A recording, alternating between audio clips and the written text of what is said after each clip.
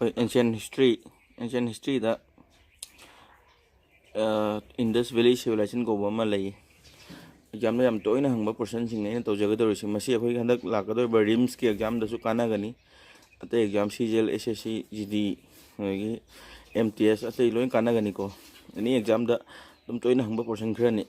ni jeri se number 1 da ancient history da ko Indus Valley civilization ko bom lay ma si khwai dagi ariba civilization na mane ba old civilization ne India gi ba the Mangonda number 1 when Maru is a Harappa civilization Jeko Harappa Chicana discovered or Mahatari de Aram Sani and discovered or Meva 1921. The Masi Karambatu Mapana Levano, Haiduna Yam Tuina Hangi, Karambatu Mapana Lay, Haitari Machi, Ravi River to the Panda Layako. Matanga Quadagi alias Ngana Putopa City, Karamano, Haitari Harappa Sine. Adoga. Mas akhoi Indus Valley civilization je Harappa sina ihan na putok pagi tamak Harappan civilization jo ko ba asim lai re lumuna ta biu gyan tarakani history ase am lai bani khangda di lu bani ado dum aina sida ijeri ba basic thing khanga de amuk paninga kane kai kai no dum ticket piu maro ba khada hangan ba basic thing ne hajeri sina ni su bada Mohenjo Daro ko bum lai ba Mohenjo Daro to kai kai hang ba kai maro hai tadi Great Bath se kai da fangi aina hang kane ba khada Great Bath si karam from the fungi, karam site the fungi, had Mohenjo Daro the fungi. Mohenjo Daro Chikam discovered over 1922. Harappa discovered over to say 1922 the Tawe by discover. Although Masikana Potopono Hatari RD Benergina Potera Kaldas Benergy, Hine RD Benergy. The Mon Danchingal Shekai the Fangano Hangatari, guide the Fangeva, Mohenjo Daro. The Mohenjo Daro say Osis of Sin has Kaneva. Mohenjo Daro Chikayanas Kaneva, Osis of Sin. Aduga manse Mount of Death hai khane aina iramdre irambasi thaba ma yaure Mohenjo Daro the kariya khane ba Mount of Death irakke kai khane ta ma se Mount of Death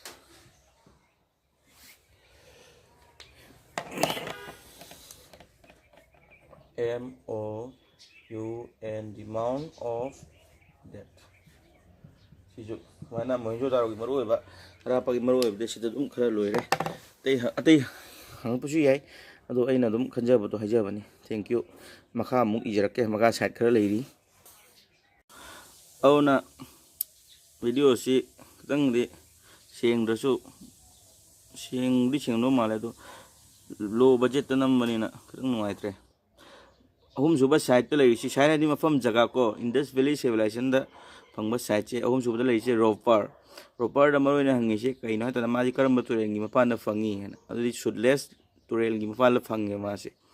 mathang da hangi se ka doba manda heba sa chi kai karamba turen pang da fangi ta ris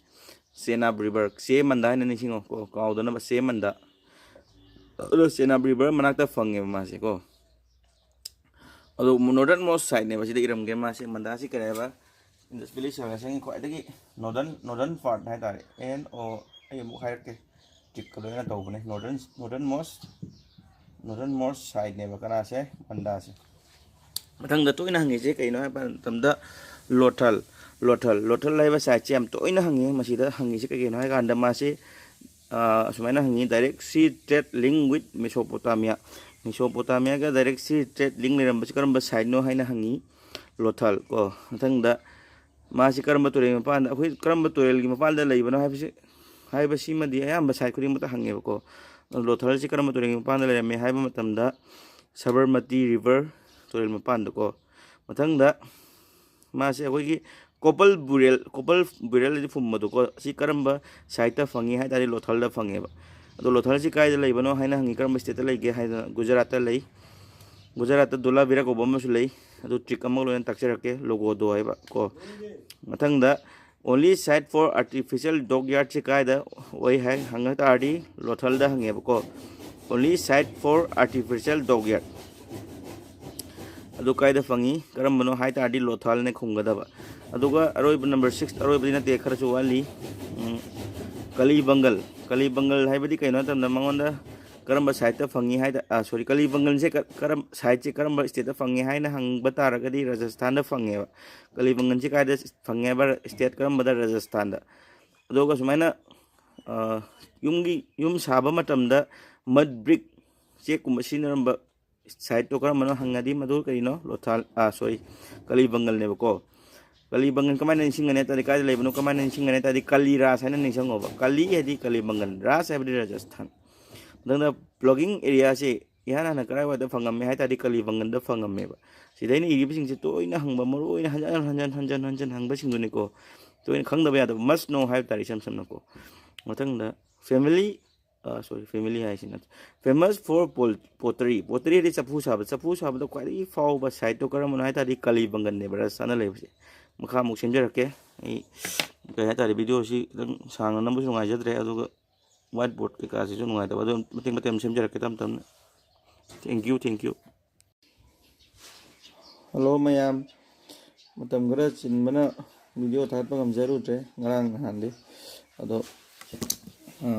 ꯑꯗꯨ ꯅꯍꯥꯟ ꯇꯧꯈꯤꯕꯗꯨꯒꯤ industrial ꯁꯥꯔꯚꯤꯁꯤꯡꯒꯤ ꯁꯥꯏꯠꯇꯨꯒꯤ ꯃꯈꯥꯅꯤ ꯃꯊꯪꯗ ꯈ꯭ꯋꯥꯏꯗꯒꯤ ꯃꯔꯨꯑꯣꯏꯕ ꯈꯔ ꯂꯥꯛꯑꯦ ꯆꯟꯍꯨ ꯗꯥꯔꯣꯀꯣ ꯆꯟꯍꯨ ꯗꯥꯔꯥꯁꯤꯗꯤ ꯃꯥꯒꯤꯗꯤ ꯇꯣꯏꯅ ꯍꯪꯒꯟꯕꯁꯤ ꯀꯩꯅꯣ ꯃꯇꯝꯗ ꯏꯟꯗꯁ ꯁꯥꯏꯠꯁꯤꯡꯗ ꯁꯤꯇꯥꯗꯦꯜ ꯌꯥꯎꯗꯕ ꯑꯃ ꯂꯩ ꯀꯔꯝꯕꯅꯣ ꯍꯪꯒꯜꯂꯤ ꯑꯗꯨ ꯀꯔꯤ ꯍꯥꯏꯗꯣ ꯑꯩꯈꯣꯏꯅ ꯆꯟꯍꯨ ꯗꯥꯔꯣ ꯌꯥꯔꯦꯀꯣ ꯃꯊꯪꯗ ꯗꯥꯏꯃꯥꯕꯥꯗꯁꯤ ꯀꯩꯅꯣ ꯍꯥꯏꯕ ꯃꯇꯝꯗ ꯗꯥꯏꯃꯥꯕꯥꯗꯁꯤꯁꯨ ꯃꯔꯨ ꯑꯣꯏ ꯗꯥꯏꯃꯥꯕꯥꯗꯁꯤ ꯀꯩ ꯃꯔꯨ ꯑꯣꯏ ꯃꯥꯁꯤ ꯈ꯭ꯋꯥꯏꯗꯒꯤ ꯃꯈꯥ ꯊꯪꯕ ꯁꯥꯎꯗꯔꯟ ꯃꯣꯁ ꯁꯥꯏꯠꯅꯤ ꯏꯟꯗꯁ ꯚꯦꯂꯤ ꯁꯤꯚꯤꯂꯥꯏꯖꯦꯁꯟ ꯈ꯭ꯋꯥꯏꯗꯒꯤ ꯃꯈꯥ ꯊꯪꯕ ꯀꯔꯤ ꯁꯥꯎꯗꯔꯟ ꯃꯣꯁ ꯁꯥꯏꯠ ꯀꯣ ꯁꯤꯗꯁꯨ ꯑꯩꯅ ꯏꯔꯦ ꯑꯗꯨꯒ ꯃꯊꯪꯗ ꯃꯉꯣꯟꯗ ꯍꯪꯕ ꯌꯥꯔꯤꯁꯤ ꯆꯦꯔꯤꯌꯠ ꯑꯣꯐ ꯍꯔꯞꯄꯥꯟ ꯇꯥꯏꯝ ꯍꯔꯞꯄꯥꯟ ꯃꯇꯝꯗ ꯁꯒꯣꯜꯒꯤ ꯂꯥꯟꯃꯤ ꯆꯦꯔꯤꯌꯣꯠꯁꯤ ꯀꯗꯥꯏꯗ ꯐꯪꯉꯤ ꯍꯥꯏ ꯇꯥꯔꯗꯤ ꯗꯥꯏꯃꯥꯕꯥꯗꯇ ꯐꯪꯉꯦꯕꯀꯣ ꯀꯥꯏꯗ ꯐꯪꯉꯦꯕ ꯗꯥꯏꯃꯥꯕꯥꯗꯇ ꯃꯊꯪꯗ ꯗꯣꯂꯥꯕꯤꯔꯥꯁꯤꯁꯨ ꯌꯥꯝ ꯃꯔꯨ ꯑꯣꯏ ꯃꯥ ꯌꯥꯝ ꯇꯣꯏꯅ ꯍꯪꯉꯤ ꯃꯉꯣꯟꯗ ꯍꯪꯕ ꯌꯥꯔꯤꯁꯤ ꯀꯩꯒꯤꯅꯣ ꯍꯥꯏ ꯇꯥꯔꯗꯤ ꯑꯩꯅ ꯇ꯭ꯔꯤꯛꯁꯨ ꯏꯔꯤ ꯍꯣꯔꯦꯟ ꯅꯤꯡꯁꯤꯡꯅꯕ ꯍꯥꯏꯔꯛꯀꯦ ꯍꯔꯞꯄꯥꯟ ꯃꯇꯝꯗ ꯋꯥꯇꯔ ꯍꯥꯔꯚꯦꯁꯇꯤꯡ ꯁꯥꯏꯠꯁꯤ ꯀꯗꯥꯏꯗ ꯐꯪꯉꯤ ꯍꯥꯏꯅ ꯍꯪꯕ ꯌꯥꯏ ꯑꯗꯣ ꯀꯃꯥꯏꯅ ꯅꯤꯡꯁꯤꯡꯕ ꯌꯥꯏ ꯋꯥꯗꯣ ꯍꯥꯏꯒꯦ ꯍꯥꯏꯅ ꯃꯊꯛꯇ ꯏꯔꯤꯁꯦ ꯑꯩꯅ ꯀꯣ ꯁꯤꯗ ꯏꯔꯤꯁꯦ ꯋꯥꯗꯣ ꯍꯥꯏꯒꯦ ꯀꯣ ꯋꯥꯗꯣ ꯍꯥꯏꯒꯦ ꯍꯥꯏꯁꯦ ꯋꯥ ꯍꯥꯏꯅ ꯋꯥꯇꯔ ꯗꯣ ꯍꯥꯏꯅ ꯗꯣꯂꯥꯕꯤꯔꯥ ꯀꯣ ꯁꯤꯗ ꯋꯥꯗꯣ ꯍꯥꯏꯒꯦ ꯅꯤꯡꯁꯤꯡꯕ ꯌꯥꯏ ꯗꯣꯂꯥꯕꯤꯔꯥꯁꯤ ꯀꯥꯏ ꯂꯩ ꯍꯥꯏꯕ ꯃꯇꯝꯗ ꯒꯨꯖꯔꯥꯠꯇ ꯂꯩ ꯅꯍꯥꯟ ꯒꯨꯖꯔꯥꯠꯇ ꯂꯩꯕ ꯑꯃꯁꯨ ꯌꯥꯎꯈ꯭ꯔꯕꯅꯤ ꯂꯣꯊꯥꯜ ꯌꯥꯝ ꯃꯔꯨ ꯑꯣꯏꯕ ꯑꯃ ꯌꯥꯎꯏ ꯂꯣꯊꯥꯜ ꯑꯗꯨꯗ ꯑꯩꯅ ꯅꯍꯥꯟ ꯇ꯭ꯔꯤꯛ ꯍꯥꯏꯒꯦꯅ ꯍꯥꯏꯖꯕꯗꯣ ꯍꯧꯖꯤꯛ ꯍꯥꯏꯖꯔꯛꯀꯦ ꯀꯃꯥꯏꯅ ꯅꯤꯡꯁꯤꯡꯕ ꯌꯥꯏ ꯂꯣꯒꯣꯗꯣ ꯄꯥꯝꯗꯦ ꯅꯤꯡꯁꯤꯡꯕ ꯌꯥꯏꯕ ꯁꯨꯃꯥꯏꯅ ꯀꯣ ꯀꯥꯏ ꯅꯤꯡꯁꯤꯡꯕ ꯌꯥꯏꯕ ꯂꯣꯒꯣꯗꯣ ꯑꯩ ꯄꯥꯝꯃꯦ ꯀꯥꯏꯅ ꯀꯣ ꯂꯣꯅ ꯂꯣꯊꯥꯜ ꯒꯣꯅ ꯒꯨꯖꯔꯥꯠ ꯗꯣꯅ ꯗꯣꯂꯥꯕꯤꯔꯥ ꯀꯣ ꯑꯗꯨꯗꯤ ꯗꯣꯂꯥꯕꯤꯔꯥ ꯒꯨꯖꯔꯥꯠꯇ ꯂꯩꯔꯦ ꯂꯣꯊꯥꯜꯁꯨ ꯀꯥꯏ ꯂꯩꯔꯦ ꯒꯨꯖꯔꯥꯠꯇ ꯁꯨꯃꯥꯏꯅ ꯅꯤꯡꯁꯤꯡꯕ ꯌꯥꯏ ꯇ꯭ꯔꯤꯛ ꯈꯔ ꯁꯤꯖꯤꯟꯅꯔꯒ ꯅꯤꯡꯁꯤꯡꯗ꯭ꯔꯗꯤ ꯀꯥꯎꯏ ꯃꯔꯨꯞꯁꯤꯡ ꯑꯗꯨꯅ ꯅꯤꯡꯁꯤꯡꯁꯤ ꯑꯗꯨ ꯃꯊꯪꯗ ꯗꯣꯂꯥꯕꯤꯔꯥ ꯃꯔꯨ ꯑꯣꯏꯕ ꯑꯃꯅ ꯀꯩꯅꯣ ꯍꯥꯏꯕ ꯃꯇꯝꯗ evidence of a large open area with terrace stone ꯌꯥꯎꯕ ꯑꯄꯥꯛꯄ ꯃꯐꯝ ꯑꯃ ꯂꯩ ꯍꯥꯏꯅ ꯅꯤꯡꯁꯤꯡꯁꯤ ꯃꯊꯪꯗ ꯁꯨꯔ ꯀꯣꯇꯥꯗꯁꯦ ꯀꯥꯏꯗ ꯂꯩ ꯍꯥꯏꯗ ꯍꯪꯉꯤ ꯄꯩꯈꯥꯗ ꯀꯥꯏꯗ ꯂꯩ ꯍꯥꯏꯅꯤ ꯒꯨꯖꯔꯥꯠꯇ ꯀꯣ ꯑꯗꯨꯃꯥꯏꯅ ꯅꯤꯡꯁꯤꯡ ꯇꯥꯔꯦ ꯁꯤꯗꯤ ꯆꯤꯡꯐꯥꯄꯣꯛ ꯇꯥꯔꯦ ꯃꯊꯪꯗ ꯔꯈꯤꯒꯍꯤꯗꯤ ꯏꯆꯤꯜ ꯏꯅꯥꯎꯁꯤꯡ ꯔꯈꯤꯒꯍꯤꯗꯤ ꯀꯃꯥꯏꯅ ꯇꯧꯏ ꯍꯥꯏ ꯃꯇꯝꯗ ꯀꯥꯏ ꯂꯩ ꯍꯥꯏ ꯇꯥꯔꯗꯤ ꯍꯔꯤꯌꯥꯅꯥ ꯂꯩ ꯀꯃꯥꯏꯅ ꯅꯤꯡꯁꯤꯡꯕ ꯍꯥꯏ ꯃꯇꯝꯗ ꯔꯈꯤꯒꯍꯤꯒꯤ ꯑꯔꯣꯏꯕꯒꯤ ꯍꯩꯁꯦ ꯑꯁꯤꯅ ꯍꯔꯤꯌꯥꯅꯥ ꯍꯥꯏꯔꯤꯕꯅꯤ ꯍꯥꯏꯅ ꯅꯤꯡꯁꯤꯡꯕꯤꯔꯣ ꯃꯈꯥ ꯑꯃꯨꯛ ꯏꯖꯔꯛꯀꯦ ꯔꯈꯤꯒꯍꯤꯅ ꯍꯔꯤꯌꯥꯅꯥꯗ ꯂꯩ ꯁꯥꯏꯠ ꯍꯧꯖꯤꯛ ꯃꯔꯨꯑꯣꯏꯕ ꯃꯆꯥ ꯑꯅꯤ ꯑꯍꯨꯝꯇ ꯉꯥꯏꯔꯦ ꯑꯁꯤ ꯂꯣꯏꯔꯒ ꯑꯩꯅ ꯐꯥꯕ ꯇ꯭ꯔꯤꯛꯁ ꯈꯔ ꯊꯥꯒꯠꯆꯔꯛꯂꯒ ꯍꯧꯖꯤꯛ ꯏꯟꯗꯁ ꯚꯦꯂꯤ ꯁꯤꯚꯤꯂꯥꯏꯖꯦꯁꯟ ꯂꯣꯏꯁꯤꯜꯂꯁꯤ ꯑꯁꯤꯅ ꯂꯣꯏꯅꯃꯛꯅ ꯂꯣꯏꯔꯦ ꯍꯥꯏꯕ ꯅꯠꯇꯦ ꯃꯔꯨ ꯑꯣꯏꯕꯗꯨꯅꯤ ꯑꯩꯈꯣꯏꯅ ꯍꯥꯏꯖꯔꯤꯕꯁꯤꯡꯁꯤ ꯊꯝꯖꯔꯒꯦ ꯃꯊꯪꯗ ꯑꯁꯤꯅ ꯑꯔꯣꯏꯕ ꯚꯤꯗꯤꯑꯣ ꯑꯣꯏꯖꯔꯒꯦ ꯑꯗꯨꯒ ꯑꯩꯅ ꯄꯥꯖꯕ ꯇ꯭ꯔꯤꯛꯁꯀꯤ ꯚꯤꯗꯤꯑꯣ ꯑꯃ ꯇꯣꯉꯥꯟꯅ ꯂꯥꯁꯇ ꯔꯤꯚꯤꯖꯟ ꯑꯣꯏꯅ ꯍꯥꯞꯆꯔꯛꯂꯒꯦ ꯑꯁꯤꯅ ꯏꯟꯗꯁ ꯚꯦꯂꯤ ꯁꯤꯚꯤꯂꯥꯏꯖꯦꯁꯟꯒꯤ ꯃꯔꯨꯑꯣꯏꯕꯁꯤꯡ ꯂꯣꯏꯅ ꯑꯌꯥꯝꯕꯅ ꯂꯣꯏꯔꯦ ꯍꯥꯏꯕ ꯇꯥꯔꯦ ꯀꯣꯚꯔ ꯇꯧꯔꯦ ꯁꯥꯏꯠꯁꯤꯡꯗ ꯂꯦꯝꯍꯧꯕꯁꯤ ꯁꯠꯇꯨꯋꯥꯏ ꯀꯧꯕ ꯑꯃ ꯌꯥꯎꯏ ꯍꯥꯏꯔꯤꯕ ꯁꯥꯏꯠꯁꯤ ꯏꯟꯗꯤꯌꯥꯗ ꯂꯩꯇ꯭ꯔꯦ ꯃꯥꯗꯤ ꯑꯐꯒꯥꯅꯤꯁꯇꯥꯟꯗ ꯂꯩꯔꯦ ꯑꯗꯨꯒ ꯁꯅꯥꯎꯂꯤꯁꯤꯅ ꯀꯥꯏ ꯂꯩ ꯎꯠꯇꯔ ꯄ꯭ꯔꯗꯦꯁꯇ ꯂꯩ ꯃꯥꯁꯤ ꯍꯔꯄꯥꯟ ꯀꯜꯆꯔꯦꯜ ꯁꯥꯏꯠꯅꯤ ꯃꯥꯁꯨ ꯁꯥꯏꯠ ꯑꯃꯅꯤ ꯑꯗꯨꯒ ꯑꯔꯣꯏꯕꯒꯤ ꯕꯨꯔꯖꯥꯍꯣꯝꯁꯤ ꯈꯔ ꯃꯔꯨ ꯑꯣꯏ ꯕꯨꯔꯖꯥꯍꯣꯝꯁꯤ ꯀꯥꯏꯗ ꯂꯩꯕꯅꯣ ꯍꯥꯏ ꯇꯥꯔꯗꯤ ꯖꯃꯨ ꯀꯥꯁꯃꯤꯔꯗ ꯂꯩ ꯃꯥꯁꯤ ꯀꯩꯒꯤꯗꯃꯛꯇ ꯐꯥꯎꯏ ꯍꯥꯏꯗꯤ ꯈꯪꯅꯩ ꯍꯥꯏ ꯇꯥꯔꯗꯤ ꯏꯚꯤꯗꯦꯟꯁ ꯑꯣꯐ ꯄꯤꯠ ꯗ꯭ꯋꯦꯂꯤꯡ ꯍꯥꯏꯗꯤ ꯀꯣꯝ ꯇꯧꯕꯒꯨꯝꯕ ꯀꯣ ꯖꯃꯨ ꯀꯥꯁꯃꯤꯔꯗ ꯑꯩꯈꯣꯏ ꯂꯣꯟꯅꯕꯒꯤꯗꯃꯛꯇ ꯀꯣꯝ ꯇꯧꯏ ꯀꯥꯏꯅ ꯅꯤꯡꯁꯤꯡꯉꯁꯨ ꯌꯥꯔꯦ ꯀꯥꯏꯗ ꯂꯩꯌꯦꯕ ꯕꯨꯔꯖꯥꯍꯣꯝꯁꯦ ꯖꯃꯨ ꯀꯥꯁꯃꯤꯔꯗ ꯑꯗꯨꯒ ꯃꯉꯣꯟꯗ ꯕ꯭ꯌꯨꯔꯦꯜ ꯑꯣꯐ 5 ꯋꯥꯏꯜ ꯗꯣഗ്ꯁ ꯑꯦꯟꯇꯂꯔꯁ ꯍꯣꯔꯟ ꯑꯗꯒꯤ ꯂꯝꯗ ꯂꯩꯕ ꯁꯥ ꯃꯉꯥꯁꯤꯡ ꯐꯨꯝꯕ ꯑꯗꯨꯒ ꯑꯦꯟꯇꯂꯔꯁ ꯍꯣꯔꯟꯁꯤ ꯀꯥꯏꯗ ꯐꯪꯉꯤ ꯍꯥꯏꯅ ꯍꯪꯒꯜꯂꯦꯕꯀꯣ ꯕ꯭ꯌꯨꯔꯦꯜ ꯑꯣꯐ 5 ꯋꯥꯏꯜ ꯗꯣꯒ ꯂꯝꯗ ꯂꯩꯕ ꯍꯨꯏ ꯍꯥꯏꯇꯥꯔꯦ ꯍꯧꯖꯤꯛ ꯑꯗꯒꯤ ꯑꯦꯟꯇꯂꯔꯒꯤ ꯍꯣꯔꯟ ꯃꯆꯤ ꯌꯥꯎꯕꯁꯤ ꯀꯥꯏꯗ ꯐꯪꯉꯤ ꯍꯥꯏꯅ ꯍꯪꯒꯜꯂꯦ ꯕꯨꯔꯖꯥꯍꯣꯝꯗ ꯀꯣ ꯕꯨꯔꯖꯥꯍꯣꯝ ꯍꯥꯏꯗꯤ ꯕꯨꯔꯦꯜ ꯍꯥꯏꯅ ꯅꯤꯡꯁꯤꯡꯕꯤꯔꯣ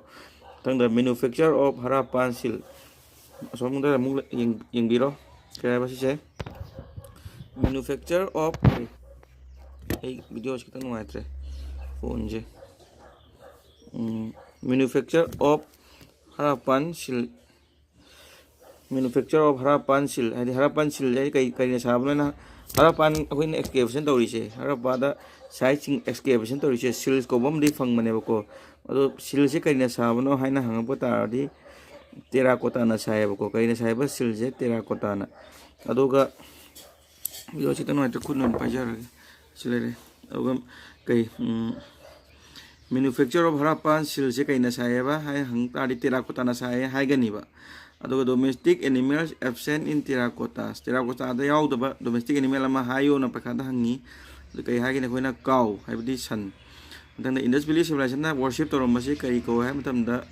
nupi dana isor lairembi dana mother goddess aduga lairemba nupa dana pasupati ko ba pasupati gantarba aduga first metal used by men mi ni hanan sinema metal si kay ko matamda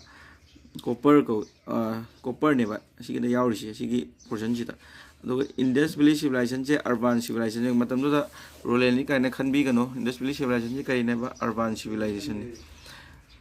asibu namjarage aduga kai aroiba revision oina trick khara mu thaga charage si marak sida kano si loire khoi gi indus valley civilization gi maro question khara leire loire ssc gi adagi ato exam rims ki khoi jik tha do mathang lak to ba gd gi ssc gd cgl adagi 10+2 mts asi yam thina kana ni haijage kare losinjarage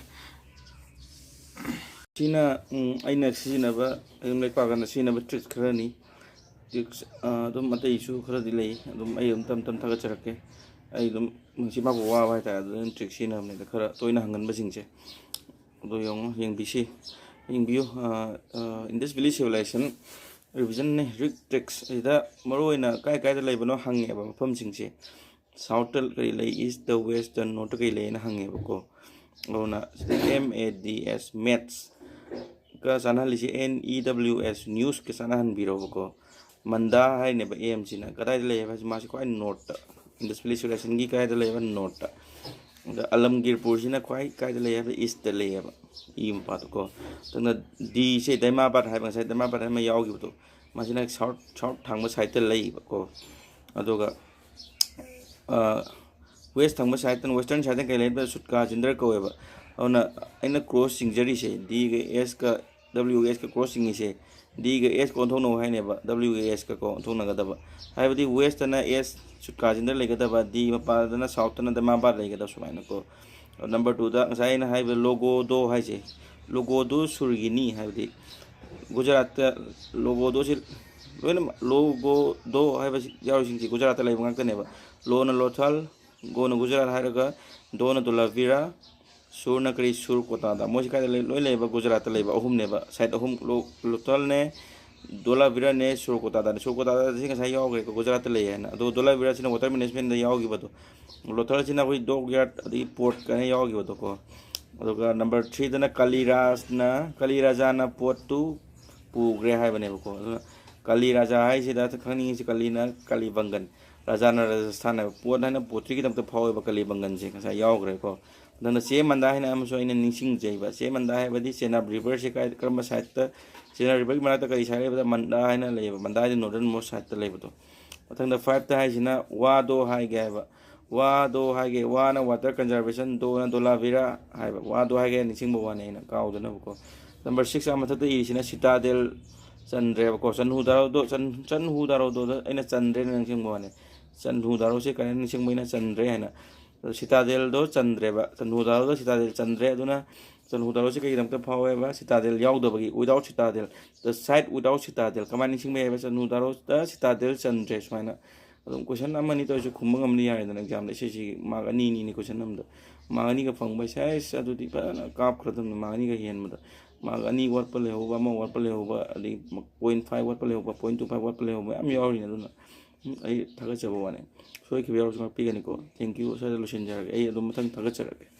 polity su the geography su history mathang loi thaga chara tik ka dum semja ba do sum thaga chara